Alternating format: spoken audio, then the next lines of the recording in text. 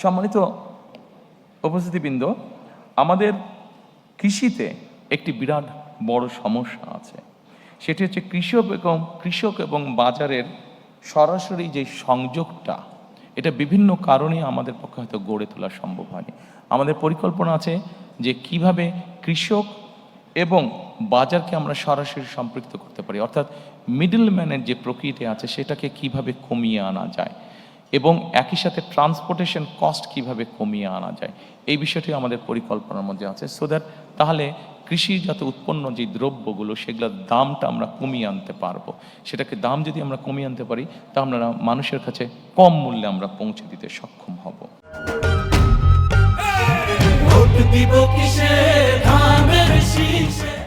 আমাদের আরেকটি বড় পরিকল্পনা আছে বা বড় সমস্যা আছে, সেই জন্যই আমরা পরিকল্পনা গ্রহণ করেছি। সেটি হচ্ছে আমাদের দেশের বিভিন্ন জায়গায় বিভিন্ন ফল ফলাদি শাক সবজি এগুলো উৎপাদিত হচ্ছে, কিন্তু আমাদের কৃষকরা কোনো শাক সবজি ফল ফলাদি হয়তো 7 দিন 15 দিন বা 1 মাসের জন্য এটাকে রেফ্রিজারেট করতে হবে, কিন্তু সেই রেফ্রিজারেট করার সিস্টেমটা আমাদের এখানে নেই, এবং যেটাকে হিমাগার বা কোল্ড স্টোরেজ বলে।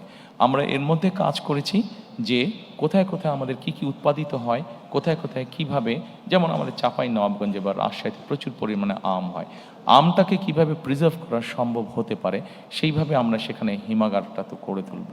যেখানে আমাদের টমেটো হচ্ছে, সেই সিলেট অঞ্চল ধরে যে বিভিন্ন জায়গায় আমাদের টমেটো হচ্ছে, এই টমেটোগুলো আমরা একসময় দেখি যে কৃষকরা ফেলে দেয় বা গরু ছাগল খায়, কারণ সে প্রপার দাম পাচ্ছে না, কারণ একটা সার্টেন টাইমের পরে সে যে ওটাকে রেফ্রিজারেট করবে সেই অবস্থাটা নেই। কাজে এই সবগুলো জিনিসকে আমরা মার্ক করেছি এবং ধীরে ধীরে আমরা এই হিমাগার সিস্টেম বা রেফ্রিজারেট সিস্টেমটাকে আমরা গড়ে তুলতে চাই। সম্মানিত উপস্থিতিবৃন্দ, এরপরে আমি আপনাদেরকে অনুরোধ করব কর্মসংস্থান ও যুব উন্নয়নটি দেখার জন্য। কর্মসংস্থান এবং যুব উন্নয়ন, আমাদের প্রায় 27 লক্ষ বেকার আছে, এর মধ্যে 9 লক্ষ হচ্ছে আমাদের শিক্ষিত বেকার। প্রতি বছর বেকারের সংখ্যা বাড়ছে বই কমছে না। আমরা যদি আমাদের ডেমোগ্রাফি দেখি, পপুলেশন ডেমোগ্রাফিটা দেখি যে 15-20 বছর থেকে আমাদের 60-62 বছর পর্যন্ত, তাহলে এটির সুবিধা আমরা পাবো 2040 সাল পর্যন্ত। অর্থাৎ আমাদের যারা এখন ইয়াং জেনারেশন আছে, এদেরকে যদি আমরা আগামী 40 সালের ভিতরে কর্মসংস্থানের ব্যবস্থা করতে না পারি, তাহলে আমরা আমাদের অর্থনীতির যে গতি আছে এটিকে আমরা তৈরি করতে পারবো না। অর্থনৈতিক যে সমৃদ্ধি আছে সেই সমৃদ্ধিটাকে আমরা কাজে লাগাতে পারবো না। সেজন্য আমাদেরকে যে কোনোভাবেই হোক আমাদেরকে সিদ্ধান্ত বা পরিকল্পনা গ্রহণ করতে হবে কিভাবে আমরা এত বিপুল সংখ্যক, অর্থাৎ 15-20 বছর থেকে 60-62 বছর পর্যন্ত, যে অর্থাৎ 2040 সালের মধ্যে আমরা আমাদের যুব বলতে যেই শ্রেণীটা আছে, তরুণ বলতে যেই শ্রেণীটা আছে, তাদের কর্মসংস্থানের ব্যবস্থা করতে পারি। আমরা এখানে অনেকগুলো বিষয় চিন্তা করেছি, তার মধ্যে 2-3টি বিষয় আমি আপনাদের সাথে আলোচনা করব। যেমন বিদেশি ভাষা, আমাদের দেশ থেকে প্রচুর মানুষ বাইরে যায়। আমরা যদি এই মানুষগুলোকে যারা বাইরে যায় এদেরকে যদি আমরা ল্যাঙ্গুয়েজ কোর্স দিতে পারি, তাহলে এটি কিন্তু তার জন্য একটা বেনিফিট হবে, এবং ল্যাঙ্গুয়েজ কোর্সের কারণেই কিন্তু সে অনেক জায়গায় দেশের বাইরে অনেক জায়গায় অনেক ইজিলি সে তার কর্মসংস্থানের ব্যবস্থা করতে পারবে।